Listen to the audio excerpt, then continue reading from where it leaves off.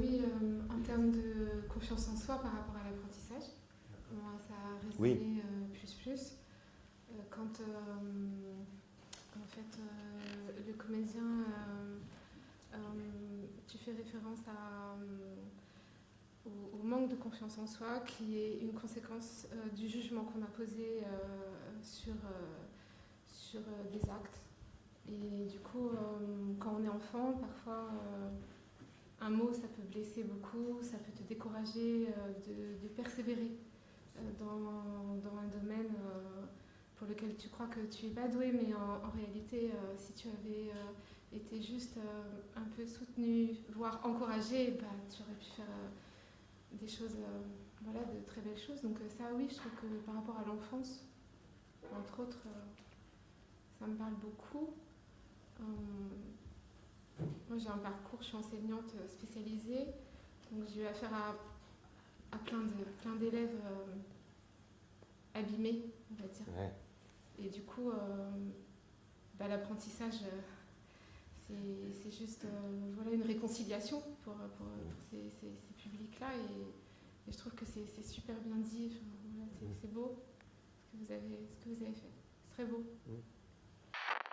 Moi, je trouve que c'est intéressant de partir de ce qu'on définit comme la culture. On ne peut pas faire un truc genre thèse, machin, mais je pense que c'est important de redéfinir la culture, c'est-à-dire la culture, c'est pas seulement l'art. Alors, bien sûr, l'art, l'expression artistique, c'est évident que ce sont des choses qui permettent de recréer des dialogues, de recréer des liens qui, du coup, forcément permettent de se rencontrer et de recréer quelque chose qui a été rompu par l'incarcération, puisque l'incarcération détruit plus qu'elle ne construit. Mais ça marche pour tout, en fait, tout ce qui est détruit, avec la prison. Mais je pense que ce qui est intéressant dans le concept de culture, c'est que la culture, c'est pas que l'art. La culture, c'est aussi, avec le Carnaval, on a une culture. Ici, entre nous, on a une culture. L'Occident, c'est une culture. La religion, c'est une culture. Enfin, la culture, c'est plein d'autres trucs.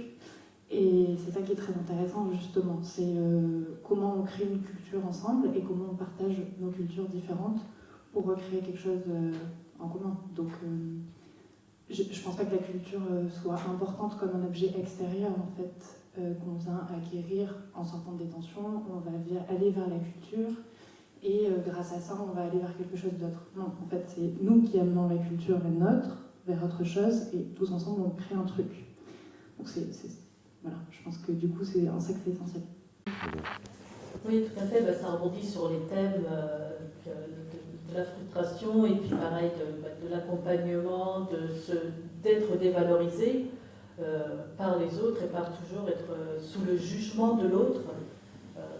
Et c'est vrai que tous, on y est quand même hypersensible à ce jugement de l'autre, quel qu'on soit. Donc, clair que c'est un thème récurrent, ça. Et on peut considérer que le jugement il est inévitable parce qu'on est tous humains. Et donc forcément, quand on est confronté à autrui, d'emblée, on va avoir un jugement par rapport peut-être à la manière dont il s'exprime, la manière dont il se comporte. Donc c'est des choses qui sont inévitables à partir du moment où on est des êtres humains. Et donc ça fonctionne comme ça. Oui, mais autant on y est tous sensibles, mais après plus ou moins. Et c'est vrai qu'en fonction de ce qui nous a construit, je pense que quelqu'un qui aura eu de la confiance en lui parce qu'on ne l'aura pas dévalorisé, par exemple, parce qu'il n'aura jamais été confronté à ça, il aura une certaine confiance qui va faire qu'il va pouvoir supporter le jugement de l'autre. Alors que quelqu'un qui a déjà des failles à ce niveau-là, ce jugement il va être vraiment très violent parfois. C'est vrai. Donc, tout ça, c'est un peu en rapport avec aussi l'éducation des enfants. Donc, moi, ce que je comprends de ce que vous dites, c'est qu'il est important quand même de valoriser l'enfant et de ne pas le dévaloriser, puisqu'après, au cours de sa vie, en l'ayant dévalorisé, il va se retrouver en difficulté dans ses projets de vie par rapport à ça. Oui, tout est moins fragilisé. C'est ça. Il faut juste un peu se méfier. Je sais bien, les chantiers d'insertion, mais moi j'en parle aussi, mais par commodité, parce que ça désigne un mouvement qui consiste à accueillir d'autres personnes qui ont des histoires, mais on en a tous. Comment est-ce qu'on peut faire pour qu'ils puissent prendre en main les difficultés, les vulnérabilités qui sont les leurs, mais il y en a plein d'autres, on pourrait dire la même chose sur le champ du handicap. Qu'est-ce qu'on fait avec, quand on est né autrement, différemment? Quand on se promène, comme il m'arrive de le faire autour des cours des détentions, on voit quand même beaucoup la pauvreté sociale, hein, beaucoup. Qui est dans les cours de prison? Qui? Ce sont les gens les plus pauvres, hein, c'est les enfants des gens les plus pauvres. Donc derrière tout un champ politique et moral, qui est éthique, qui est quand même à prendre en compte. Alors comment est-ce qu'on fait? On a à le résoudre un peu ensemble. Et la question de l'insertion pour moi d'une personne qui est détenue, c'est pas à nous de l'insérer, c'est ensemble à trouver un espace possible pour lui à un moment donné de sa vie, mais ça pourrait être vrai pour une personne en situation de handicap, ou un jeune qui galère, ou moi-même qui suis en difficulté parce que, voilà, je sais pas, j'ai été malade, j'en sais rien. Enfin, comment est-ce qu'on... une espèce de catégorisation sociale tout à coup qui prend le pas sur toutes nos réflexions. Alors certes, on est obligé d'avoir un langage commun, mais peut-être qu'on peut derrière voir ce que les mots cachent. C'est un peu l'interprétation que j'ai eue de la chose, c'est est-ce que si on fait de notre colère quelque chose, une pièce de théâtre, Oui. Une œuvre, un combat, Oui. aussi plus loin que ça, est-ce que c'est pas une belle façon de transformer cette colère Complètement. Complètement. Et voilà, il y a un combat extérieur, enfin voilà, ça m'a résonné. Je suis d'accord, oui, c'est ça. C'est ça, c'est ça. Et puis on a des sentiments négatifs, qu'est-ce qu'on en fait? On va pas les mettre sous le tapis, il faut essayer de faire un truc avec. Les meilleurs films qui marchent, les westerns, tout ça, c'est là où il y a la vengeance. Bon, il y a des millions et des millions qui se mettent tous en salle pour regarder ça, qui sont fascinés. Bon voilà, c'est des réalités. Donc, il se trouve que le gars, il a écrit un scénario avec, donc il a trouvé la façon de rendre ça, justement, comme vous disiez. Non, je pense que tout ça reprend beaucoup l'histoire des codes et du langage. Ce qu'on disait tout à l'heure, c'est qu'en fonction de nos grandit, on n'a pas forcément les mêmes codes et que accéder à l'université, les codes de base, si c'est pas ceux qu'on a eu quand on a grandi, on se sent exclu de base. C'est beaucoup plus dur d'accéder à ça parce qu'on a des barrières supplémentaires et c'est complètement possible, mais ça aide pas de se dire ok je vais aller vers là, alors que être footballeur, être rappeur, en fait c'est des choses on peut garder entre guillemets ces codes et quand même réussir et quand même avoir une ascension sociale et voilà, y avoir de l'argent, etc. Tout en gardant ces codes de base, alors qu'on sait que si on va vers d'autres domaines, peut-être qu'il faut c'est juste voilà, ça. on n'a pas les clés. Et moi, je trouve que ça rejoint beaucoup la question de la culture dont je parlais tout à l'heure. Parce que je crois que sur les croyances limitantes, c'est tout simplement, tu peux pas avoir envie de quelque chose si tu ne sais pas que ça existe. Moi, quand j'étais petite, je savais pas que ça existait Sciences Po. Après, quand j'ai découvert que ça existait, j'ai dit putain, j'aurais bien aimé faire ça, ça avait l'air bien, quoi. Alors que, en fait, tous mes potes qui avaient déjà fait Sciences Po avant. C'est bête, mais il y a aussi que quand le modèle que tu connais n'est que le rap c'était quoi le foot, forcément tu veux faire du rap ou du foot. Et je pense que c'est pour ça que c'est important de travailler sur la question de la culture. Parce que du coup, c'est en faisant se rencontrer des cultures et des façons de penser que tu ouvres l'horizon de tes possibilités et que tu te dis ah ouais, mais ça aussi, ça existe. Et j'aurais kiffé en fait que ça existe dans mon environnement d'avant.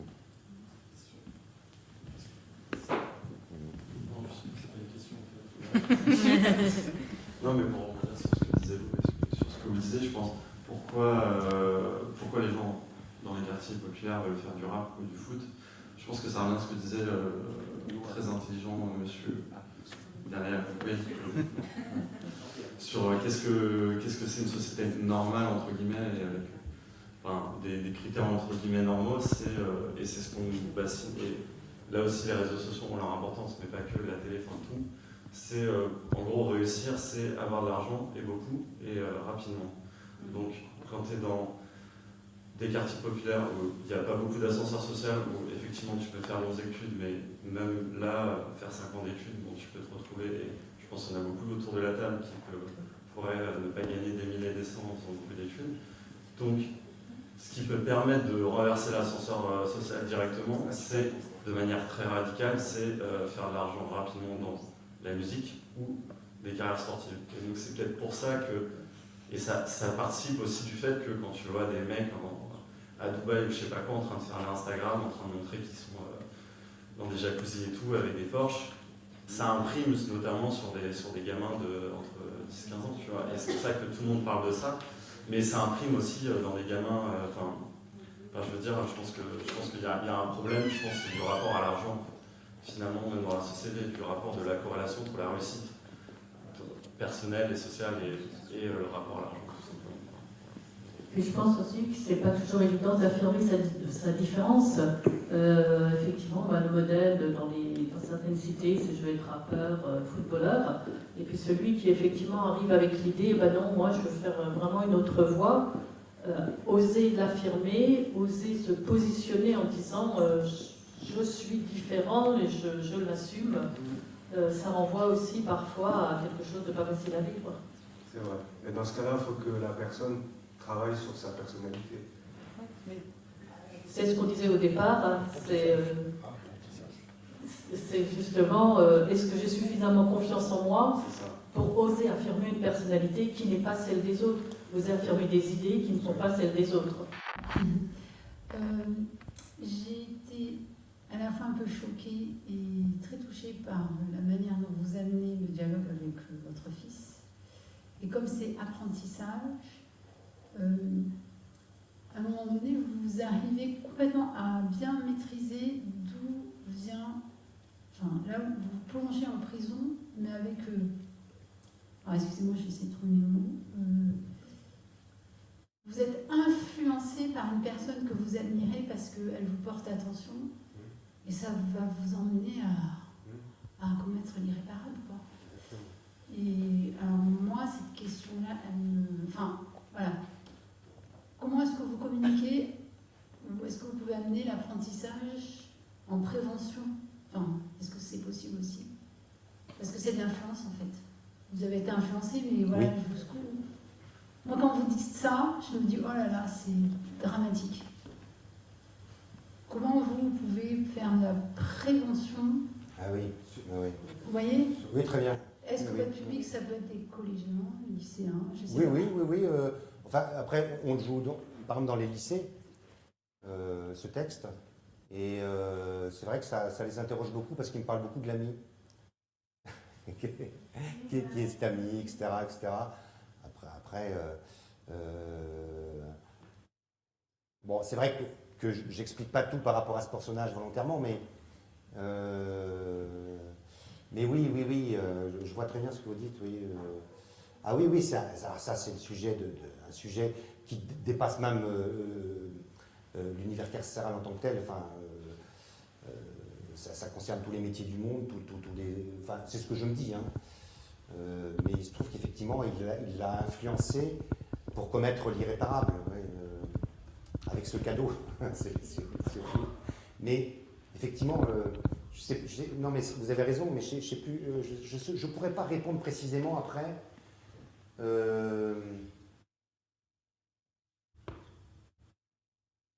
Bon, aussi parce qu'il a été seul, parce qu'il n'avait pas d'amis, parce que c'est comme, enfin, on essaie de s'insérer justement à la base, comme disait le monsieur aussi, enfin comme vous disiez, avec des gens, on essaye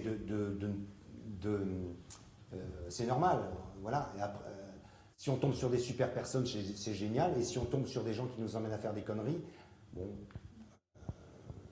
Après, je suis pas plus compétent que vous en fait pour y répondre. Jusqu'après, au niveau scénaristique, comme je travaillais sur l'Iliade, cet homme-là, c'est aussi un peu le Achille, avec sa violence, sa colère, et on rejoint et ce type perdu qui essaie de retrouver son fils, c'est cet Ulysse, on pourrait dire, voilà. Donc moi en fait, c'est là-dessus que je retombe sur mes pattes, mais c'est pas forcément lisible, et peu importe. Mais en tout cas, voilà. Mais cette question-là, moi, elle m'obsède effectivement d'être influencé par des gens dont on est admiratif et qui nous emmènent dans le mur. Et ça peut arriver. Et le contraire aussi, des gens dont on est admiratif qui nous tirent vers le haut aussi. Mais après, il y a toujours des ambiguïtés qui sont un petit peu partout. Donc comment on fait pour gérer au mieux ces ambiguïtés pour qu'on aille plutôt vers un horizon où on n'est pas enfermé? C'est peut-être ça juste que je pourrais vous dire. Mais en tout cas, quand on parle avec les lycéens, ils sont extrêmement intéressés par cette histoire et ils nous parlent. Quand je pose les questions, tout ça, il y a des dialogues en lycée qui se font des fois avec les lycéens en seconde, première, tout ça. Ils parlent, et ils se mettent à la place du gamin et donc ils commencent à parler. Donc il faut improviser un petit peu. Moi, en tout cas, je l'avais noté à la chaise dans le tronc d'arbre. C'est une phrase qui m'avait marqué. Pourquoi? Parce que moi, en tout cas, c'est personnel. Je pense que l'esprit, c'est comme un corps. Par exemple, mon corps, je vais faire du sport, mon corps, forcément, je vais m'affiner ou je vais prendre en masse musculaire ou autre chose. Mais en fait, l'esprit, il y a aussi une manière de tailler l'esprit. C'est comme de tailler l'esprit, Ah oui. de sculpter l'esprit. Donc c'est pour ça que moi, ça m'avait marqué. Enfin, d'où mon expérience personnelle. Et je pense que, par exemple, la lecture, c'est une genre de nourriture spirituelle qui sculpte l'esprit. Selon moi, en fait, une personne qui a des difficultés à ce niveau-là par rapport à l'expression, etc., et ben, en fait, ça crée des frustrations. En fait, la frustration de ne pas pouvoir s'exprimer, ben, en fait, ça mène à la violence, en fait. Donc, pour moi, voilà, c'est important, voilà, de pouvoir enrichir son vocabulaire, et je pense que ça permet aussi de mieux se réinsérer dans la société, et, voilà, pour éviter justement de retomber dans tout ce qui peut être violence ou quoi que ce soit. Donc, pour moi, c'est important.